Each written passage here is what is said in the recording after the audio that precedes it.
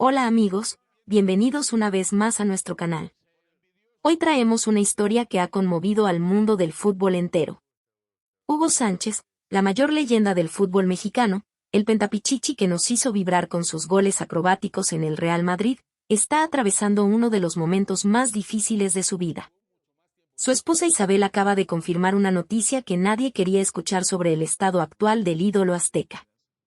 Si tú también llevas a Hugo en el corazón y quieres mostrar tu apoyo en este momento tan delicado, no olvides dejar tu like en este video.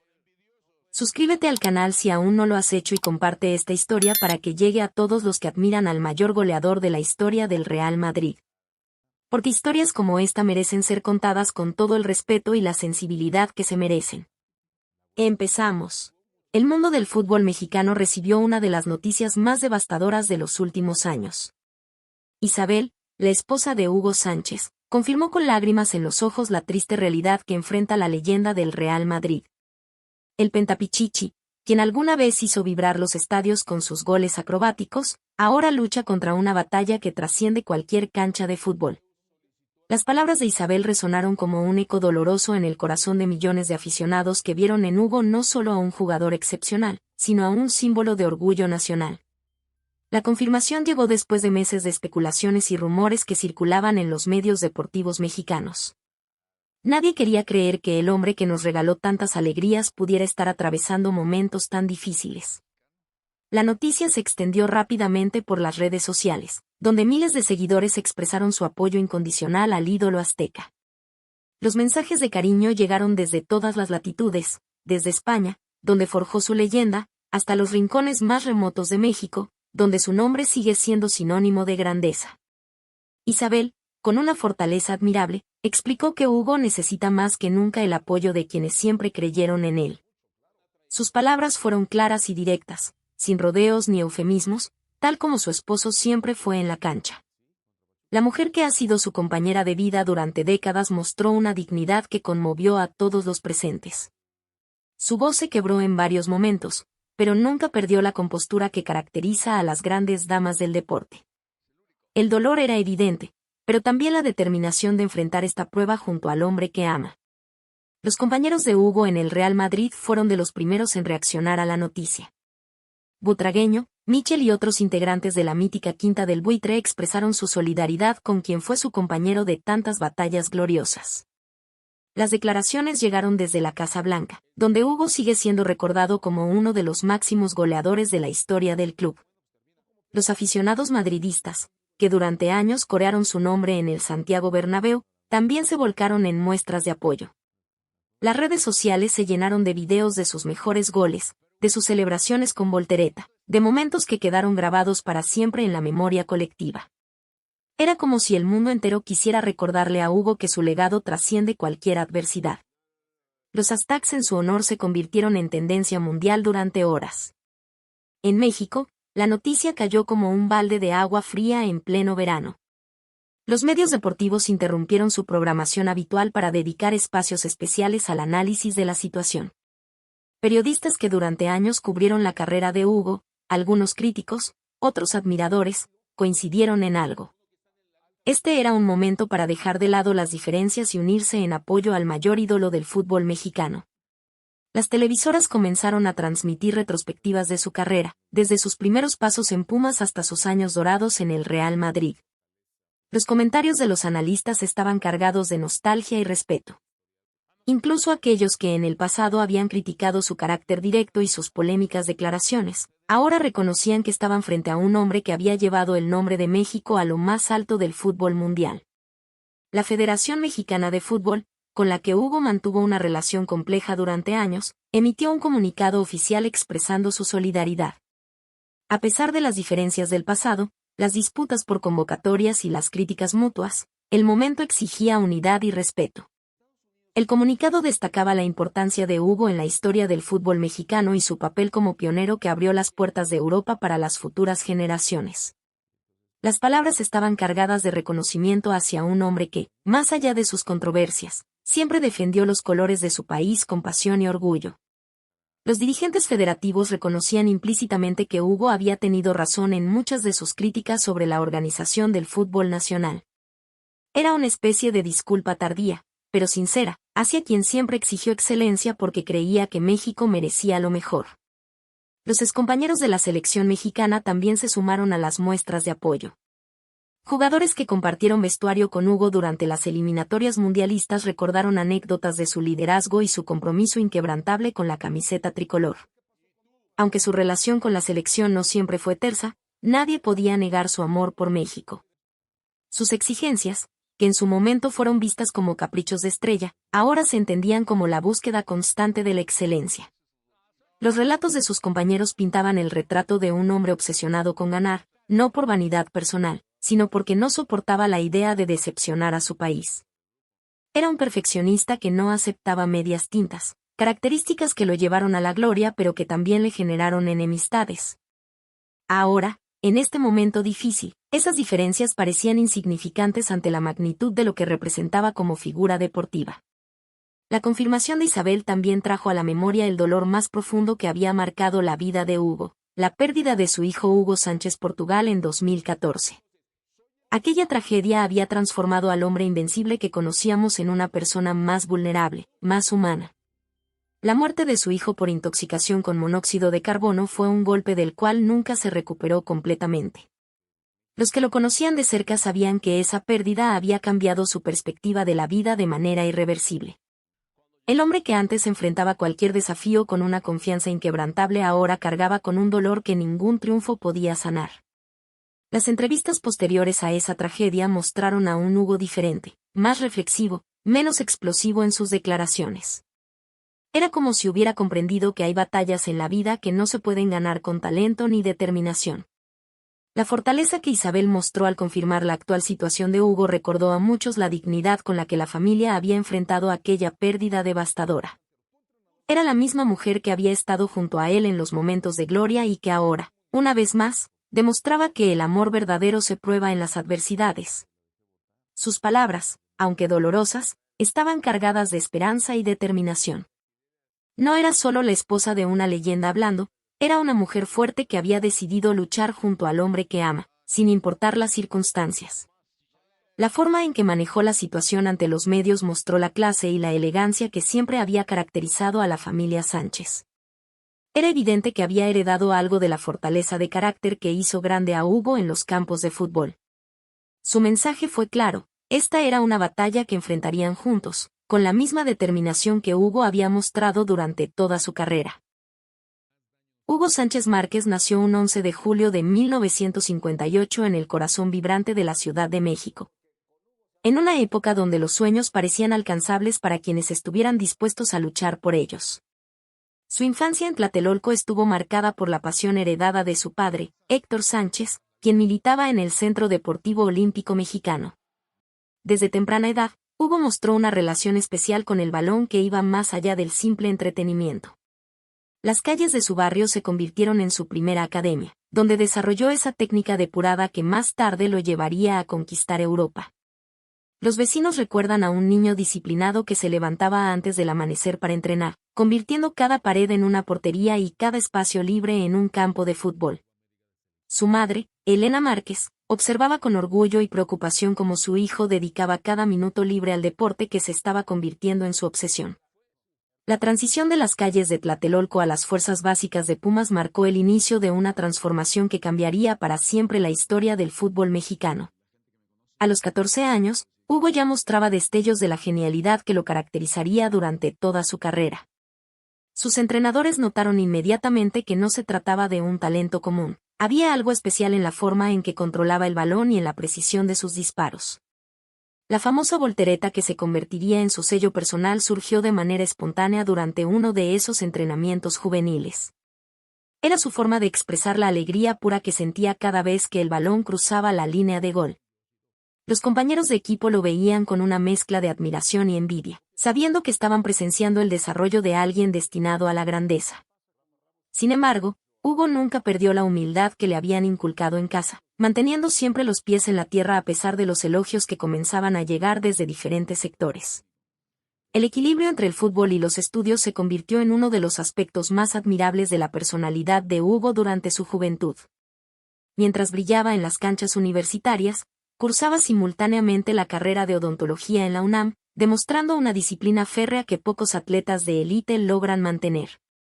Sus compañeros de universidad lo recuerdan como un estudiante aplicado que nunca usó su creciente fama futbolística como excusa para descuidar sus obligaciones académicas. Las mañanas las dedicaba a los entrenamientos, las tardes a las clases y las noches al estudio, una rutina extenuante que forjó el carácter inquebrantable que lo caracterizaría durante toda su carrera. Los profesores notaban su determinación y su capacidad para mantener la concentración a pesar de la presión mediática que comenzaba a rodearlo. Era evidente que Hugo había comprendido desde joven que el éxito requiere sacrificios y que no hay atajos hacia la excelencia. Esta filosofía de vida se reflejaría más tarde en su negativa a conformarse con ser simplemente bueno cuando sabía que podía ser excepcional. El debut profesional con Pumas en 1976 marcó el inicio de una era dorada para el fútbol mexicano. Con apenas 18 años, Hugo pisó el césped del Estadio Olímpico Universitario con la confianza de quien ya sabía que estaba destinado a hacer historia. Su primer gol profesional fue una demostración perfecta de lo que se convertiría en su estilo característico. Un disparo potente y preciso seguido de esa voltereta que haría vibrar a millones de aficionados durante las siguientes décadas. La afición universitaria lo adoptó inmediatamente como su nuevo ídolo, viendo en él no solo a un jugador talentoso, sino a la personificación de los valores que representaba la institución. Los medios deportivos comenzaron a hablar de él como el futuro del fútbol mexicano, una responsabilidad que Hugo asumió con naturalidad y determinación. Sus primeros partidos mostraron a un jugador maduro más allá de su edad, con una visión de juego que sorprendía a entrenadores y analistas. Era claro que México tenía entre sus manos a alguien especial, un diamante en bruto que estaba siendo pulido por la experiencia y la dedicación. La consagración llegó en 1977 cuando Hugo lideró al Pumas hacia el campeonato de la Liga Mexicana, escribiendo las primeras páginas de lo que se convertiría en una leyenda imborrable. Sus goles no eran simples anotaciones estadísticas, eran obras de arte que combinaban técnica, potencia y una creatividad que dejaba boquiabiertos a propios y extraños. La voltereta se había convertido ya en su firma personal, una celebración que los niños mexicanos imitaban en las calles y que se estaba convirtiendo en símbolo de alegría y triunfo. Los defensores rivales comenzaron a desarrollar estrategias específicas para contenerlo, pero Hugo siempre encontraba la manera de sorprender con jugadas inesperadas. Su inteligencia futbolística se manifestaba en la capacidad de leer el juego varios movimientos por delante, anticipándose a las acciones de sus oponentes. Era un estudiante del fútbol que analizaba cada partido, cada rival, cada situación de juego para perfeccionar constantemente su rendimiento. La obsesión por la mejora continua se había convertido en parte integral de su personalidad. Los años en Pumas entre 1976 y 1981 fueron fundamentales para consolidar las bases de lo que se convertiría en una carrera legendaria. Hugo no solo brillaba como goleador, sino que había desarrollado un liderazgo natural que inspiraba a sus compañeros a dar lo mejor de sí mismos. Su exigencia consigo mismo se extendía hacia el resto del equipo, creando un ambiente de competencia sana que elevaba el nivel general del plantel. Los entrenadores notaban su capacidad para asumir responsabilidades en los momentos cruciales, convirtiéndose en el jugador al que todos buscaban cuando el marcador estaba en contra. Las actuaciones en competencias internacionales comenzaron a llamar la atención de scouts europeos que llegaban a México específicamente para observarlo. Sin embargo, Hugo se mantenía concentrado en perfeccionar su juego, sabiendo que cada partido era una oportunidad para demostrar que estaba listo para dar el salto hacia el fútbol de élite mundial. Su madurez futbolística contrastaba con su juventud, mostrando una comprensión del juego que generalmente se desarrolla solo después de años de experiencia. La decisión de emigrar a Europa en 1981 representó un punto de inflexión no solo en la carrera de Hugo, sino en la historia del fútbol mexicano. En una época donde los jugadores latinoamericanos eran una rareza en las ligas europeas, especialmente en España, el traspaso al Atlético de Madrid fue un acto de valentía que pocos se hubieran atrevido a realizar. Hugo sabía que se enfrentaba a desafíos que iban más allá de lo puramente deportivo. Tendría que adaptarse a una cultura diferente, a un estilo de juego más físico y a la presión de representar no solo sus propios sueños, sino los de todo un país que veía en él la posibilidad de demostrar que los mexicanos podían competir al más alto nivel mundial. La despedida de Pumas fue emotiva, con una afición que entendía que estaba perdiendo a su ídolo pero que también se enorgullecía de verlo dar el salto hacia el fútbol de élite. Era el final de una etapa gloriosa y el inicio de una aventura que pondría a prueba todo lo que había aprendido durante sus años formativos. El traspaso del Atlético de Madrid al Real Madrid en 1985 representó uno de los momentos más polémicos y significativos en la carrera de Hugo Sánchez. La decisión de cambiar de camiseta dentro de la misma ciudad generó una controversia que trascendió los límites del deporte, convirtiéndose en un tema de debate nacional en España. Los aficionados del Atlético se sintieron traicionados por quien consideraban su ídolo, mientras que los del Real Madrid recibieron con escepticismo a un jugador que venía de las filas del eterno rival. Hugo enfrentó esta transición con la misma determinación que había caracterizado toda su carrera, sabiendo que tendría que demostrar su valía desde cero en un club donde la exigencia era máxima. Las primeras semanas en Valdebebas fueron especialmente duras, con compañeros que lo miraban con desconfianza y una prensa que cuestionaba constantemente su capacidad para adaptarse al estilo de juego madridista. Sin embargo, Hugo tenía algo que muchos no comprendían: una ambición desmedida y una confianza inquebrantable en sus propias habilidades. Para él, vestir la camiseta blanca no era solo un cambio de club, sino la oportunidad de escribir su nombre en la historia del fútbol mundial. La integración a la Quinta del Buitre marcó el inicio de la época más gloriosa tanto para Hugo como para el Real Madrid. Junto a Butragueño, Michel, Sanchís y Martín Vázquez, formó parte de una generación dorada que revolucionó el fútbol español y europeo. La química entre estos jugadores era evidente desde los primeros entrenamientos, donde Hugo aportaba una dimensión diferente con su capacidad goleadora y su experiencia internacional. Su estilo de juego se complementaba perfectamente con el toque y la creatividad de sus compañeros, creando una sinergia que haría temblar a las defensas rivales durante años. Los entrenamientos se convertían en espectáculos donde Hugo deslumbraba con jugadas que parecían imposibles, ganándose gradualmente el respeto y la admiración de quienes inicialmente habían dudado de él. Florentino Pérez, quien años más tarde se convertiría en presidente del club, recordaría esos momentos como fundamentales para entender la grandeza de Hugo. Era un perfeccionista obsesivo que no se conformaba con simplemente entrenar. Cada sesión era una oportunidad para inventar nuevas formas de superar a los defensores. Sus compañeros comenzaron a entender que tenían junto a ellos no solo a un gran jugador, sino a un genio del área que transformaba cada oportunidad de gol en una posibilidad real.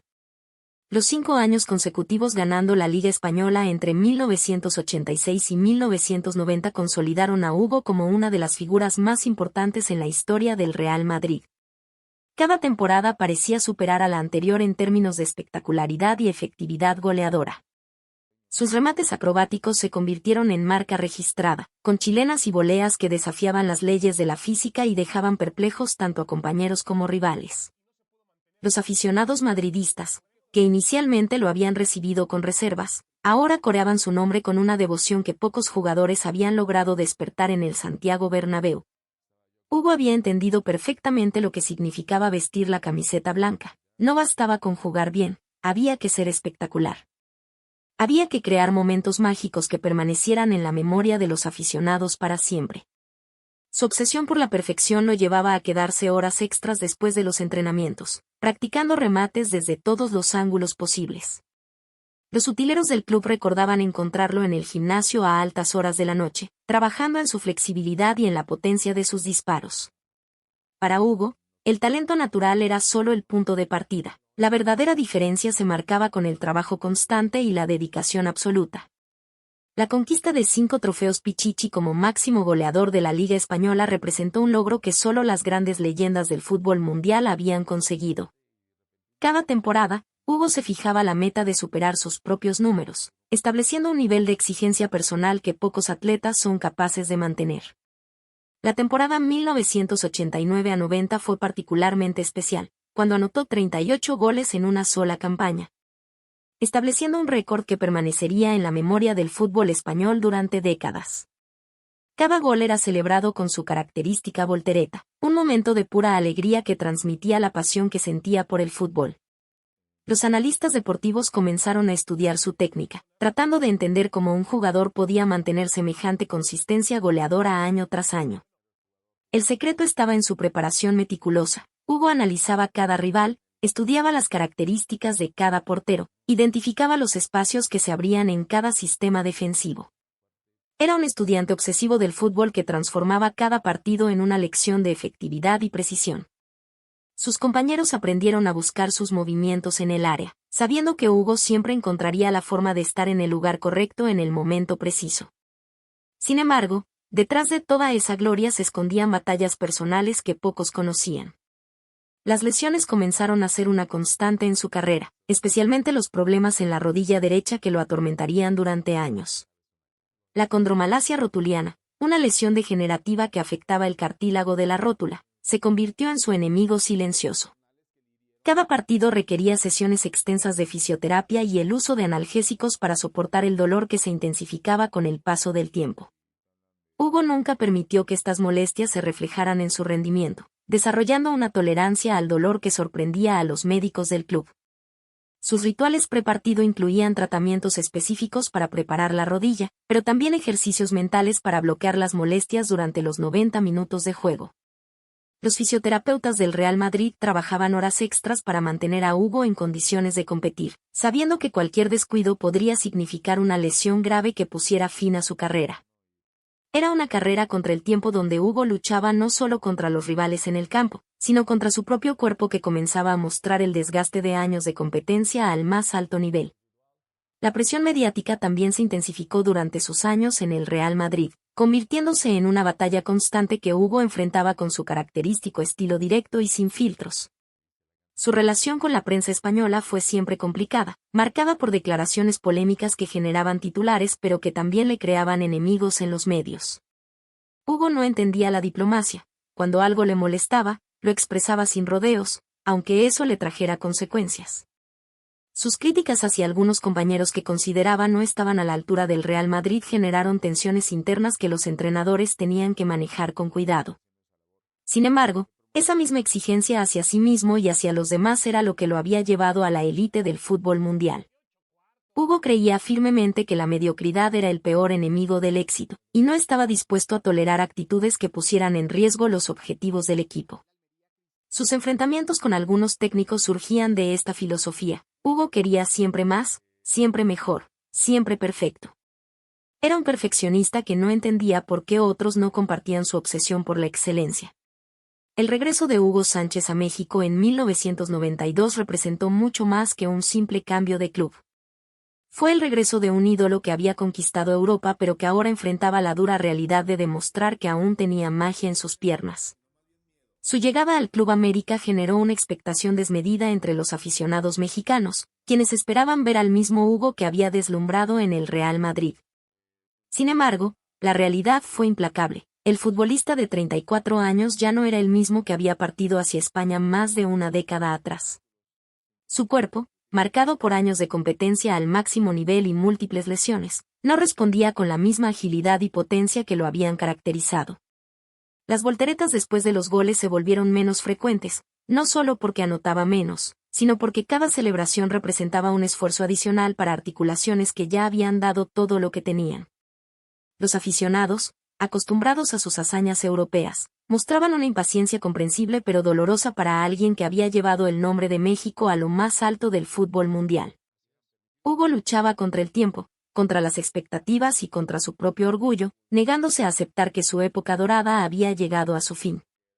La experiencia en el Rayo Vallecano en 1993 fue un intento desesperado por revivir la magia en Europa. Pero resultó ser una confirmación dolorosa de que algunos capítulos de la vida no pueden reescribirse. Su paso por el club madrileño fue breve y sin el brillo que todos esperaban, marcado por un rendimiento que estaba muy lejos de sus mejores años. Hugo se entrenaba con la misma dedicación de siempre, llegaba antes que nadie al campo de entrenamiento y se iba después que todos, pero su cuerpo simplemente no podía seguir el ritmo que su mente le exigía. Los compañeros más jóvenes lo miraban con respeto, conociendo su historia, pero también con una cierta compasión que Hugo detectaba y que lo lastimaba profundamente. Era doloroso para alguien que había estado acostumbrado a ser el líder indiscutible ver cómo otros tomaban las riendas del equipo mientras se luchaba por encontrar su lugar.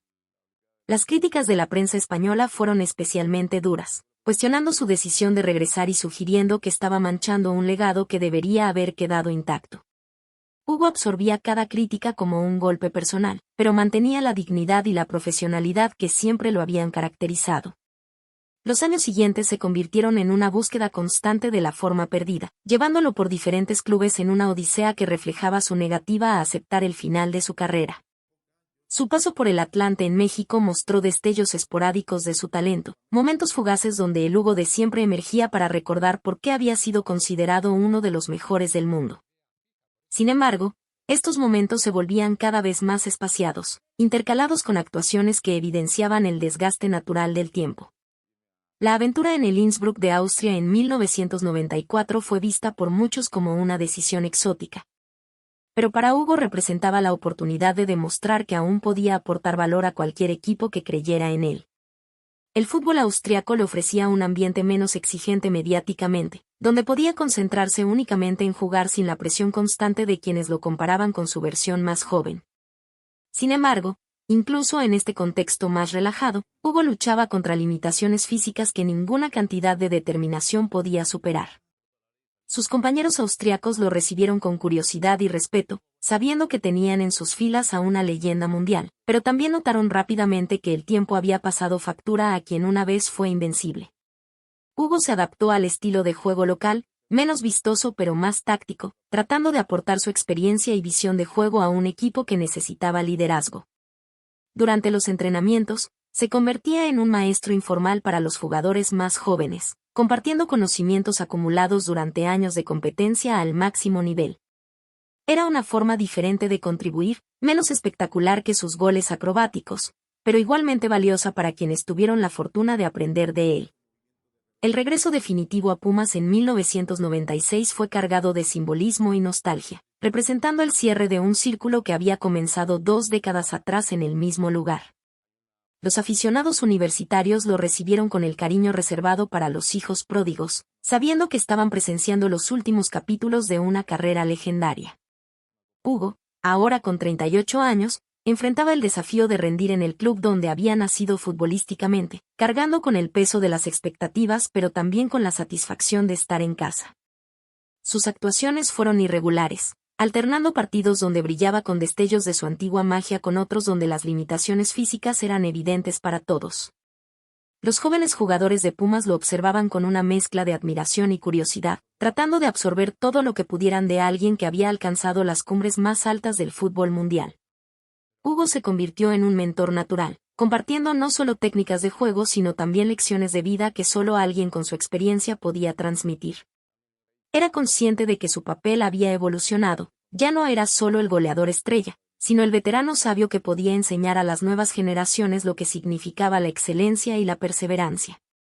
Sin embargo, esta nueva realidad no era fácil de aceptar para alguien que había estado acostumbrado a ser siempre el protagonista principal.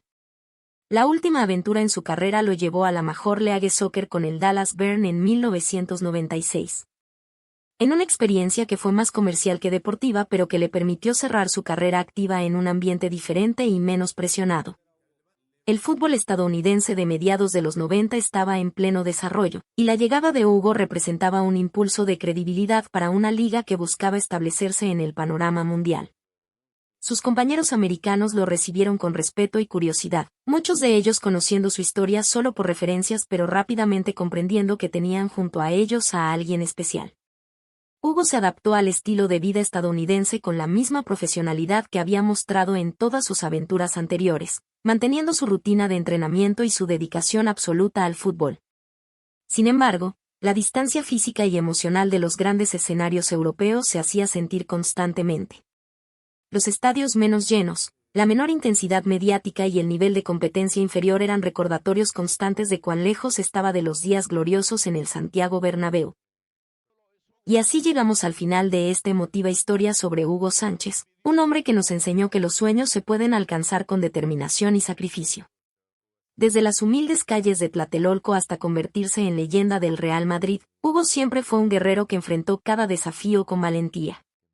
Ahora, en este momento difícil, necesita más que nunca sentir el cariño de quienes siempre creyeron en él. Si esta historia te tocó el corazón, demuestra tu apoyo dejando tu like y compartiendo este video para que más personas conozcan la grandeza de nuestro ídolo. Suscríbete y activa la campanita para no perderte ninguna historia del mundo del fútbol. Recuerda que las leyendas nunca mueren, viven para siempre en nuestros corazones. Hasta la próxima y que Dios bendiga a Hugo Sánchez y toda su familia.